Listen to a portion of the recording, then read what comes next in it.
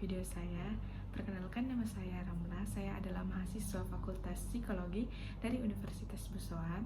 Ini adalah kali kedua tugas pembuatan video saya dari mata kuliah Filsafat Ilmu dan Logika. Di video pertama, kita sudah bahas tentang apa itu ruang lingkup filsafat ilmu. Dan saat ini kita akan bahas tentang sejarahnya, sejarah perkembangan ilmu pada zaman Yunani.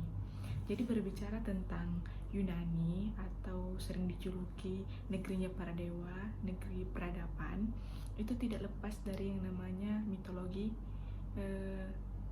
Yunani.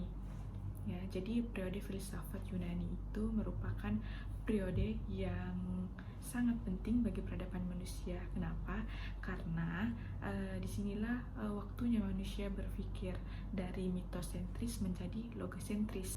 Mitosentris adalah pola pikir masyarakat yang mengandalkan mitos atau yang mempercayai mitos, sehingga orang-orang Yunani pada saat itu mereka percaya bahwa hujan yang turun ke bumi itu karena dewa mereka sedang bersedih.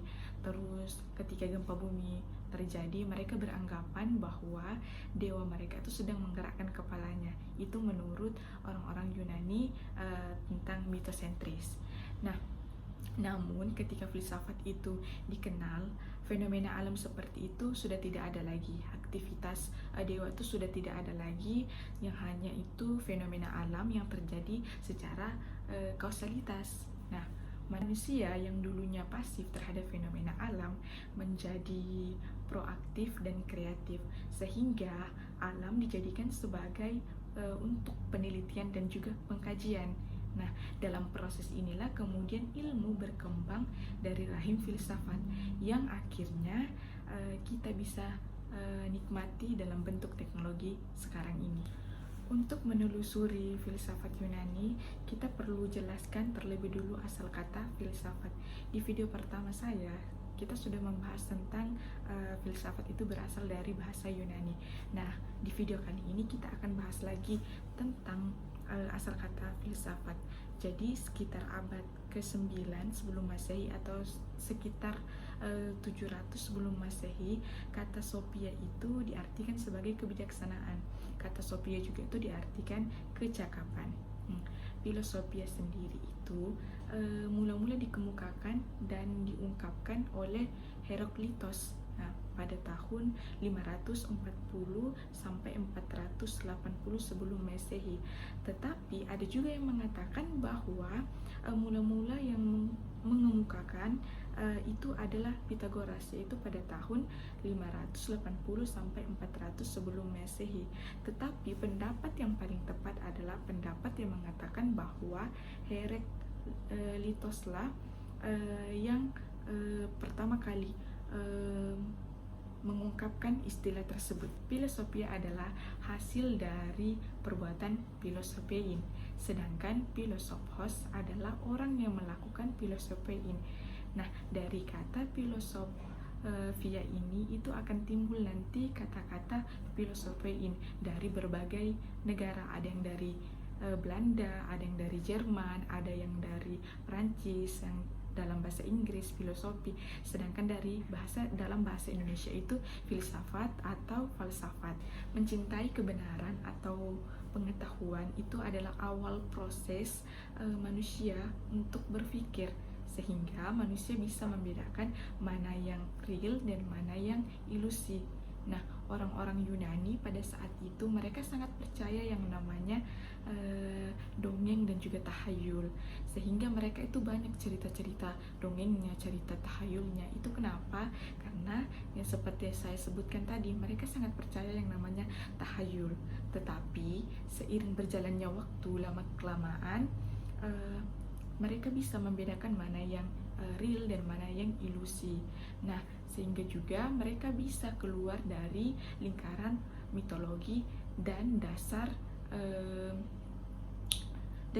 pengetahuan ilmiah. Inilah titik awal manusia menggunakan rasio untuk meneliti sekaligus mempertanyakan dirinya dan juga alam jagat raya. Manusia sering berhadapan dengan yang namanya alam yang begitu luas, penuh dengan misterius, penuh dengan rahasia. Lalu timbul rasa ingin mengetahui rahasia alam itu. Lalu timbul pertanyaan dalam pemikirannya, dari mana datangnya alam ini, bagaimana kejadiannya, bagaimana kemajuannya, dan tujuannya mau kemana. Nah, pertanyaan ini sering dipertanyakan di kalangan filosof Yunani. Nah, mereka juga disebut sebagai filosof alam. Kenapa? Karena perhatiannya mereka itu sangat besar terhadap alam. Jadi, para filosof alam juga disebut sebagai pra-Sokrates. Jadi, para filosof pasca Sokrates itu tidak hanya mengkaji alam, tetapi juga manusia dan perilakunya. Terlepas dari tentang filsafat, ada beberapa tokoh yang sangat berpengaruh dalam filsafat. Salah satunya itu adalah Thales. Ia digelari Bapak Filsafat. Dia adalah filosof alam pertama yang mengkaji tentang asal-usul alam semesta. Jadi pada tahun 624 sampai 546 sebelum Masehi, ia menyatakan dia adalah orang yang mula-mula menyatakan filsafat dan menanyakan apa asal-usul alam semesta ini.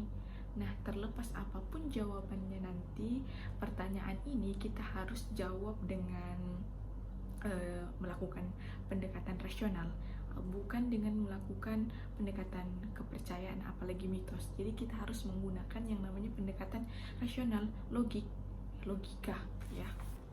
Setelah Thales muncul Anaximandros. Anaximandros ini adalah salah satu murid dari Thales ya. Anaximandros ini dia menjelaskan bahwa substansi pertama itu dari kekal, tidak terbatas dan meliputi segalanya.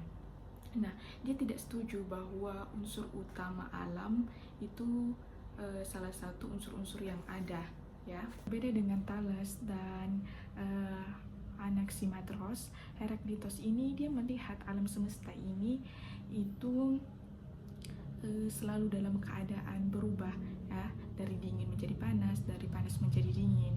Nah, ini kenapa? Karena kita akan memahami kehidupan kosmos. Kehidupan kosmos ini dinamis ya. Dinamis, jadi segala sesuatu saling bertentangan dan dalam pertentangan itulah kebenaran. Nah, itulah sebabnya kenapa dia menyimpulkan bahwa alam itu adalah bukan bahannya tetapi aktor dan penyebabnya, seperti api. Api ini adalah hak yang paling asasi dalam di alam, karena api dapat mengeraskan adonan roti. Salah satu tokoh filosof alam yang terkenal juga itu adalah Parmenides. Parmenides ini adalah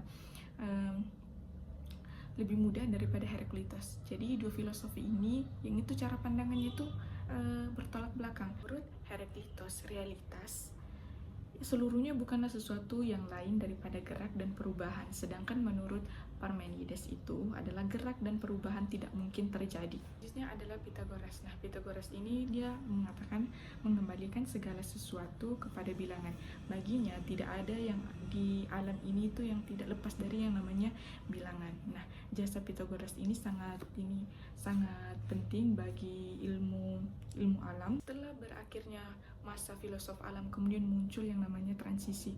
Nah, yaitu penelitian terhadap alam tidak menjadi fokus utama, tetapi sudah menjurus pada penyelidikan pada manusia. Nah, ternyata filosof ini sendiri itu tidak memberikan jawaban yang memuaskan, sehingga muncullah yang namanya kaum sofis. Nah, kaum sofis ini dia akan mengkaji manusia dengan menyatakan bahwa manusia adalah ukuran kebenaran. Nah, salah satunya itu tokoh utamanya adalah Protagoras. Dia menyatakan bahwa manusia adalah ukuran kebenaran.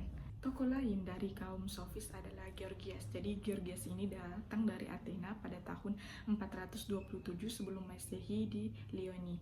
Jadi dia menurutnya ada 3 profesi. Yang pertama, tidak ada yang ada, artinya realitas itu sebenarnya tidak ada. Kemudian yang kedua, sesuatu itu ada, ia tidak akan dapat diketahui. Kemudian yang ketiga, realitas itu dapat diketahui, tetapi kita tidak bisa memberitahukan kepada orang lain. Kaum sofis ini itu memberikan dampak positif yang cukup terasa karena mereka mampu membangkitkan semangat filsafat dan mampu membangkitkan jiwa humanisme. Dalam filsafat ilmu, pandangan relatif tentang kebenaran itu menjadi bagian yang tidak terpisahkan dari proses mencari ilmu. Karena ilmu itu terbatas, tetapi proses untuk mencari ilmu itu tidak terbatas. Namun, para filosof setelah kaum sofis itu tidak setuju dengan pandangan tersebut. Nah, seperti Socrates, Plato, dan Aristoteles, mereka menolak relativisme kaum sofis. Ya, menurut mereka ada kebenaran objektif yang bergantung kepada manusia. Socrates membuktikan dengan adanya kebenaran objek yang menggunakan metode yang bersifat praktis dengan melalui percakapan-percakapan yang kemudian disebut dengan dialog. Kenapa? Karena dialog inilah yang sangat penting dalam menggali kebenaran yang objektif. Socrates juga berpendapat bahwa ajaran dan kehidupan itu tidak bisa dipisahkan satu sama lain.